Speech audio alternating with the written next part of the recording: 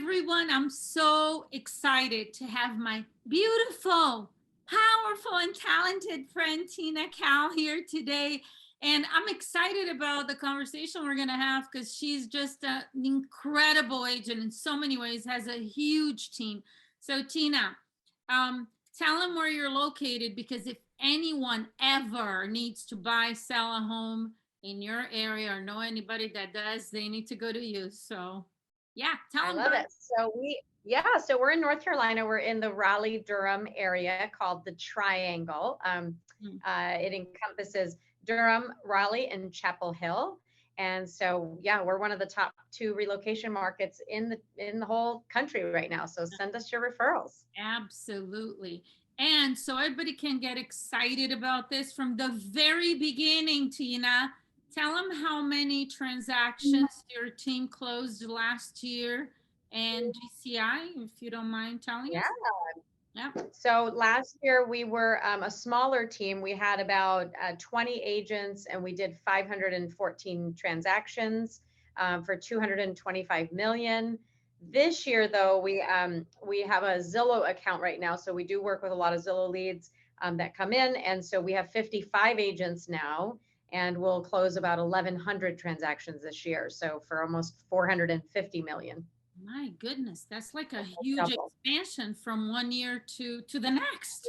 Yeah. I know, I know. Well, we have opportunity, right? Where there's opportunity, you need people. So it's kind of cool. Absolutely. I'd love to ask you about that, but let's not go there. Let's get back to the beginning. How long have you been in real estate? Yeah, so I've been in residential real estate for 21 years. I started when I was 23. I'm 44 and I'm still here kicking. Real Oh estate's been yeah, good to me. you got a lot more to do, girl. That's for sure. A lot more to do. A lot more to do. So, I want to get to when you started building your team, but I'm sure before you started building, you started as an individual agent. So just take us through the beginning of your real estate career. What were you doing? How were you doing? What were you focusing on? What was your production? Yeah. So I always say for the first 7 years of my career, I let the career happen to me. Hmm. I became the five people that I was around the most, which they were 25 to 30 deal a year producers. They were the top producers. I became a top producer based on that. I didn't know what I didn't know. And then, by the grace of God, I had somebody that introduced me to a coach that taught me how to pick up the phone, learn some scripts, and smile, dial, and make a file. So I was in Michigan at the time. And because I was armed with this new information, this new power that I could make my business duplicatable and consistent, I packed up my family in 2009 and we moved to North Carolina. And so I always think of my career starting over then because I was brand new in an area I didn't know a soul. And so I Mhm. came into a new area. The market was continuing to crash, and I had to pick up the phone and start over. And so from 2009, that first year, I sold 30 homes, my husband and I. He was on the back end, my assistant, and then I was for customers facing. Then the second year, 55 homes. The third year, 85 homes. The fourth year, I got up to 130 transactions. And that fifth and sixth year, I did about 120, 130. And I knew that I had hit the ceiling, right? There was no more that Tina Call could give to one more human, right? It was 10 to 15 transactions a month. Yeah. And and then I decided, you know what? People kept asking me, can I join your team? Can I join you? And I was like, no, I don't want to be leaders. I just want to do my own thing. I want to make my $1 million a year, which at the time, $1 million, you're netting about 700,000. I was happy, right? I was making a lot of money. But I knew that if I wanted my life back, because what happens is we're on this hamster wheel and we never get off of it. The only way we can make more money is go sell more homes, go sell more homes, more homes, more homes. So I knew I had the skill, I knew I had the knowledge, and I think I was finally exhausted enough that I said, okay, I'm going to just try this. And I remember it was me, my husband, and Kelly, my assistant. Kevin did the field manager stuff. Kelly was my assistant, myself. I hired a buyer's agent and I took a $500,000 of GCI at the time with my 50 buyer deals. And I just decided to hand them my buyer. I would never work with a buyer again. Mhm. And what I started to see was my life came back. I got all my nights and weekends back. And I thought, oh my God, I just bought back my time. This is pretty awesome. And so I was at Remax at the time. And knowing that I was paying them 5% in perpetuity, I took that money that I was paying the brokerage and I redistributed the money and I immediately hired an operations person sales trainer. And I said, okay, I'm running my business here, my 100 deals a year. I'm going to hire this person that's going to oversee the second business, which was the team. And I think to me it was the right step. Now I would still do it a little bit differently and I can help people do it better, but at that time that made sense. I took $100,000. I left Remax, I went to Keller Williams, and there I was going to learn to build my 7th level team, and I did for a couple years. We went to about 8 agents. I moved from, 120 deals a year down to about 60. And I realized though, as I was bringing agents in and training them, they would walk out the door, some of them. And I was like, gosh, now I have to just recruit agents every day and then train them and coach them.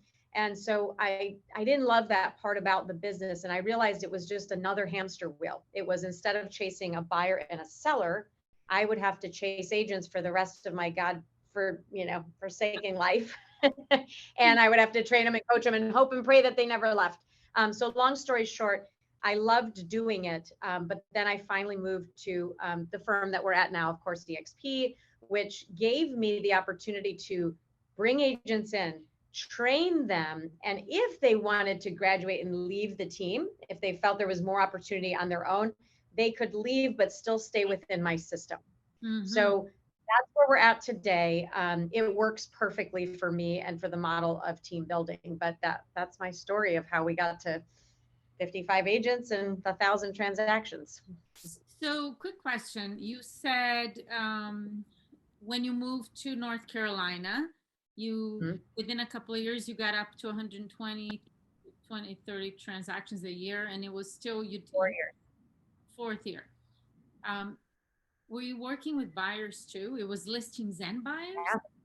Wow. I was working buyers too. I was crazy. So, but I was working with the buyers that were my sellers. Yeah, I was crazy. My buyers were my sellers. So they knew they had to buy. I only worked with my sellers that had to buy. Yes. So it wasn't like I was going out working leads. I was just working with those clients. Okay. And Yeah. at some point you said, this is how I did it and it worked okay, but I would do it differently. And that's when you hired the first, what did you call that person? What was the title? She was sort of my operations, sales trainer. So she had dual roles. Okay. So looking back now with everything that you've learned, and you have an amazing team now and it's working great, how would you recommend an agent, let's say a new agent who has the desire and the goal to someday have a team and do what you've done, how would you Mhm. recommend they do it? Well, I would never say to a new agent to start a team. So, because to me, team ownership is leadership. If they can't prove to themselves that they can lead themselves, have a schedule, learn the foundational skills of scripting and dialogue and role play and coaching. I was in coaching for 12 years. I still am in coaching. And so I think that, you have to get to a point where you go, you know what, I can teach somebody to do this. If you're new, you should definitely not be a team leader. Now, you might aspire to one, but I would say real estate's sort of like a 4-year college degree. Your first year, you don't know what you don't know. You're on campus going, I don't know where my class is. Oh, there it is. I found it. The second year, you're like, okay, I think I know my way around the campus. The third year, you're like, I got this. Like, I'm pretty good. And the fourth year, you're graduating. You're like, whoo, I'm a realtor finally. Yeah. I understand. I've had a lot of enough bad and good happen to me that I feel I'm going to make it. So within your fourth year, I feel like realtors are marinated enough where then they can say, okay, do I really want to leverage myself? I've gotten on the phones every day for 2 hours. I know my scripts. I know my dialogue. I know how to run a business. Do I want to run an operation where I am leading people on a daily basis instead of leading my buyers and sellers? Do I want to lead people? Because if you do decide you want to do that, I don't believe in being a team leader in production because it's hard. It's like if you're a part-time leader, then you're part-time to your clients because you have this other business over here, and then you're part-time to this other business over here, and they need you. So you're going to suck at both. And so you got to pick a lane. And so I think that a lot of agents, what they do is they go into team leadership part-time. They don't give their people enough time and training and coaching and accountability. And then people leave them and they go, oh, building a team sucks. It's hard. Because it is, because you're a part-time leader. You're opening up a second business. And so if I did it again, I would say if you're a 4 or 5 year agent and you've gotten to, I think, a very healthy amount of sales, which is 50. I think 50 is a healthy amount of sales. $10,000 average commission check, 50 sales, $500,000. You've got enough to live a good life. And you would right? say they would do that for a few years, or by the fourth year, timing wise? Yeah. Okay. Yeah. By the fourth year, I wouldn't go opening a team in the second year. I mean, our team, if you think about it, we grossed $6 million last year. Our overhead and expenses is a few $1,000,000. Like you don't just develop a team overnight. You have a lot. You think your business you're worried about it today. How about you worry about a staff of 6, 7, 8 people, right? And so no matter what, team building and ownership, there's an evolution to it. Usually people start with a buyer's agent, then an assistant, then they might get another agent, then 2 assistants. So it's this slow organic growth. But I think that if I were really ready and I was ready to go from agent to CEO, and I say to myself, okay, I'm making $500,000 a year. I'm going to take $100,000 a year of that money. I am going to build infrastructure instead of me right now, because for 2 hours a day, I was the ISA, right? We're on the phone every day for 2 hours, sometimes 5 hours. Yeah. Looking back, I would have got, when I was doing 100 deals a year, instead of me being on the phones for 2 hours, which I would have done, I would have hired an ISA, an inside sales associate, for the other 6 hours a day that I can't be on the phones because I'm out servicing. So once I understand the foundation of listing a home, selling a home, the psychology, the negotiation, the process, the systems, the marketing, all of the things, I would have hired staff, inside sales staff, to call the leads and make appointments enough for me where I go, oh my God, I can't service all these appointments. Now I'm ready to bring on an agent. And now I have a system where I can say, hey, Mr. Agent, I have a lot of opportunity for you. You don't have to sit on the phones for 2, 3, 4 hours a day, which they will not do, and not at a high level. I have appointments here on my team, and I can help you by giving you appointments. And so I think looking back, I would have hired a team of inside sales associates, teaching them. Then I would have seen how many appointments are these people making. That's how many agents I need because I have this much opportunity for them. Then have a team leader come in when you have 2 or 3 agents. So the team leader can hold those agents accountable, help those agents, coach those agents, train those agents while you're still in production. Because remember, the money you're making is funding this big ship you're about to build. So you can't step away overnight. You need 20 agents to step away from production because some are going to leave, some are not going to produce. So 20 agents houses the entire infrastructure of the team, so you can pay your staff plus the owner out of production. It takes 20 agents to be profitable. Wow, incredible. It's like it is like building a ship, I think you said. It's amazing. Wow, I love hearing all this. So yeah. What's the structure of your team right now? You said last year you had 22 and now you're at 55 agents. So just explain to us, what does your team look like today? So today so it's myself, and then I have Mackenzie, who right now she operates as my integrator. So she makes sure that all the systems and processes are running. Plus she's our sales coach and basically is the team leader. She runs the team. So the team can function without me. I could go to Greece for a month. I'm going to come back. They're going to sell 70, 80 homes a month, which is awesome. So she runs the team. Then her husband, Mike, does a lot of the lead management, a little bit of the operation. So he kind of helps keep the ship going. We have an admin manager, Terry. Then we have three admins, one for listings, two for buy side sales, and then two VAs, virtual assistants, to help those gals. Mhm. Then Mackenzie has an assistant.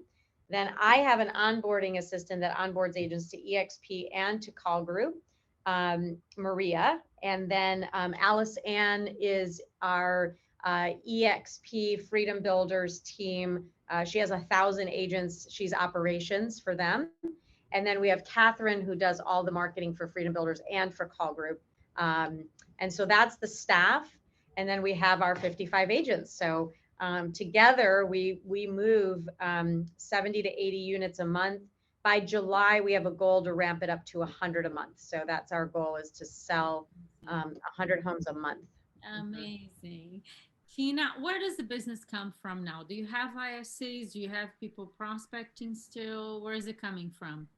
I do. And I forgot to mention our ISAs, who are a very integral and very important part of our business. So we have 4 ISAs now. We had 2 as of 3 weeks ago, just 2. They make about 100 appointments a month for our team, those 2 ladies.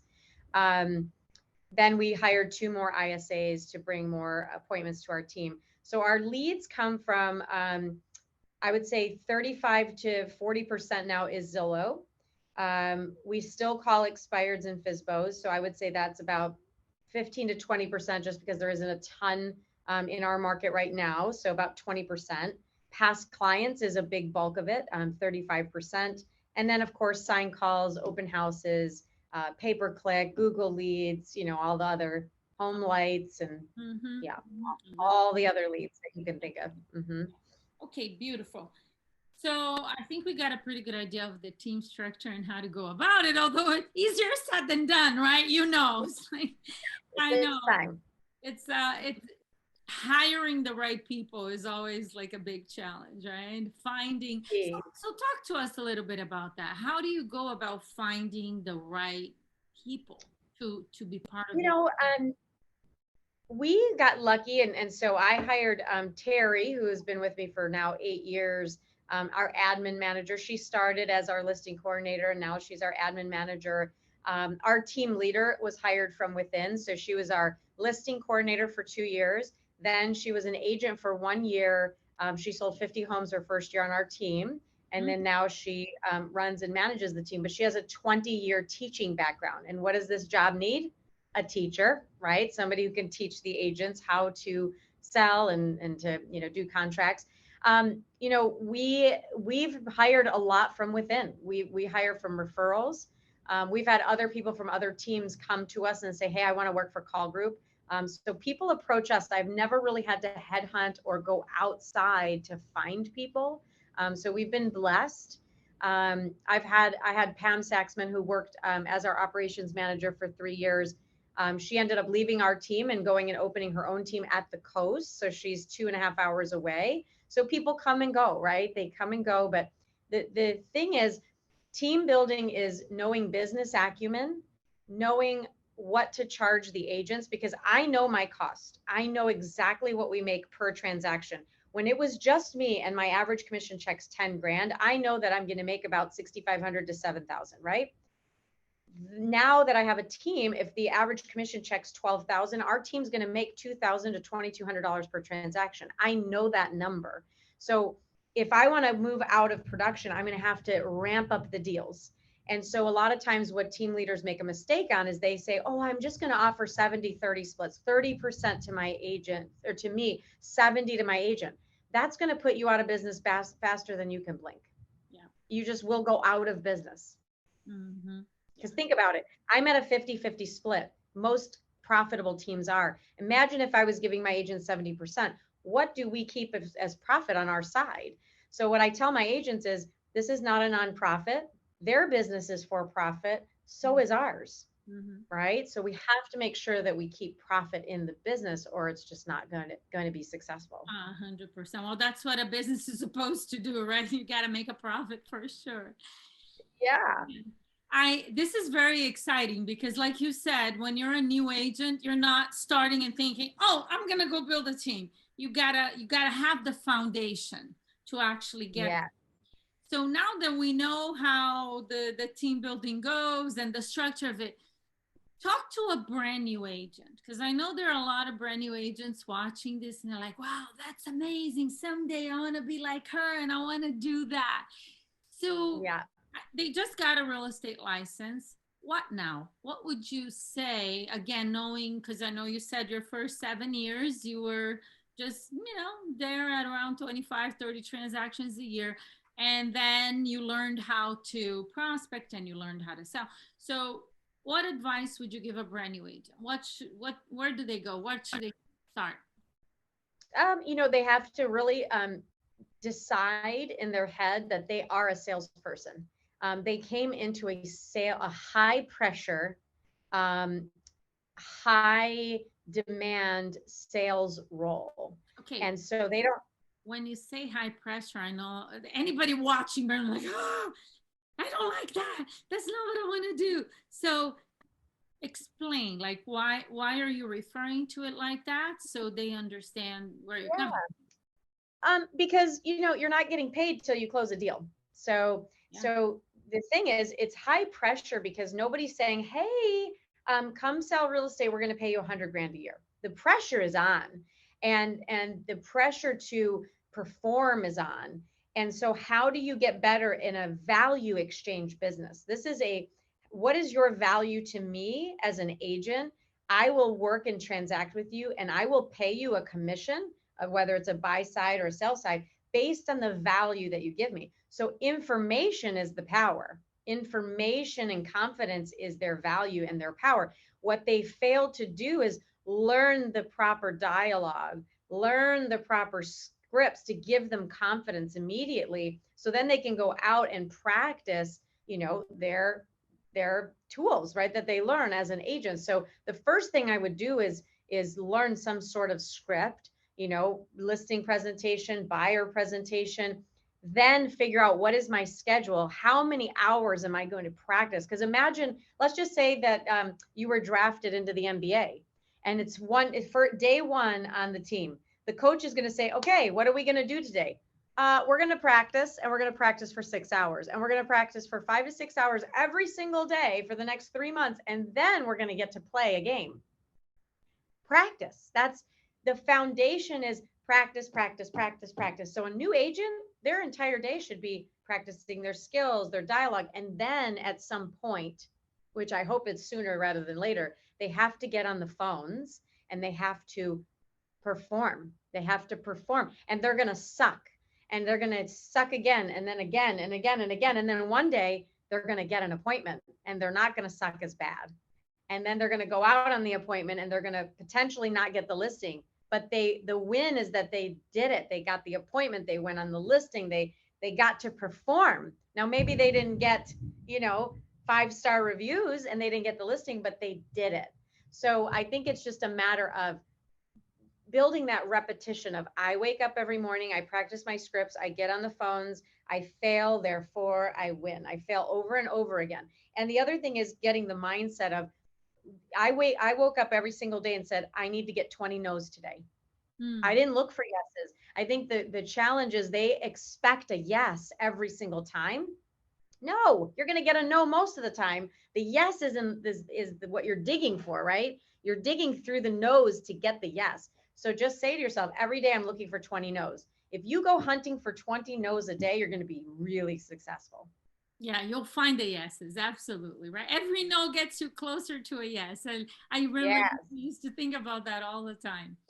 Yeah. So it's really about the foundation, which is the hard part. I'm sure you do talk to new agents all the time, as I do.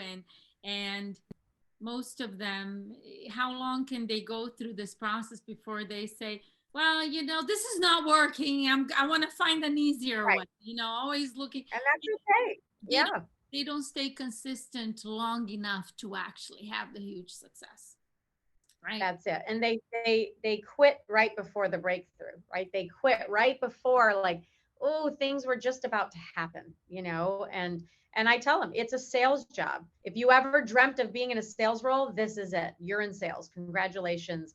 We're all nice people. We all want to help. We all have different disc profiles.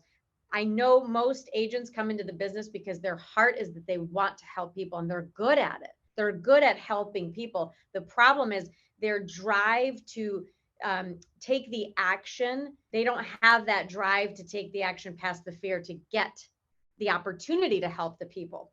So there, a lot of them are high I's and high S's, but they just don't get the opportunity because they won't bust through the fear. Yeah, I was reading something recently and I actually talked to my clients about it and it was really fun. They, like you said, a lot of people get into real estate because they really want to help people, but they need to find enough people to help, which is what prospecting is, right? Right, Like right. when you Yeah, prospect, then you'll be able to help a lot of people. a lot of people. And then Yeah, they need to learn how to sell because that's the communication part with the people they right, want to help. So they need right. to be able to lead them in conversation and be an expert. So it's wonderful to want to help people, and you could help way, way, way more people when you learn how to prospect and you learn how to communicate, which is what the selling part is. Yeah. Well, and it's funny because you know, you and I built our businesses very similarly, right? We picked up the phone. It was very efficient to me. I'm a high D when it comes to action, and I go, I'll just go take the action because that's the result. I want results fast, right? That's what the D means on the disc. We are results driven people. If you're not a results driven person and it doesn't matter to get the result fast, then take a slower route. Look at your personality and say, well, I'm going to get on social media. Then guess what? You need to become an actress on video, and you need to do a lot of video because that's your personality profile, but it's going to take longer for people to reach out. They need to get to know you. It's like putting your name on a billboard. It's not going to work overnight, but over a year or two, same face, seeing you on commercials, seeing you on the bill, they might call you, but it's going to take longer. And then if you are not wanting to be on video and you don't want to make cold calls, then you're going to have to door knock. Or then you're going to have to go be at every BNI group, networking group. You know, you've got to do something. And it has to involve blah, blah, blah, blah, blah. Exactly. Absolutely. Learning how to And a lot of it. a lot of it. Yeah. Hi, Tina. It's always so much fun. Thank you so much. I wish we could keep talking. I know you have stuff to do. You have other appointments, so do I. But I really, really appreciate it. I know everybody watching got a ton of stuff from hearing your amazing story, and we can't wait to hear about the 1100 closed in 2022. It's happening, girl. That's amazing. It's happening. We're on track. We're on track. So Absolutely. thank you for having me. Thank you. We'll talk soon. I appreciate All your right. time. See you later. Bye. Bye.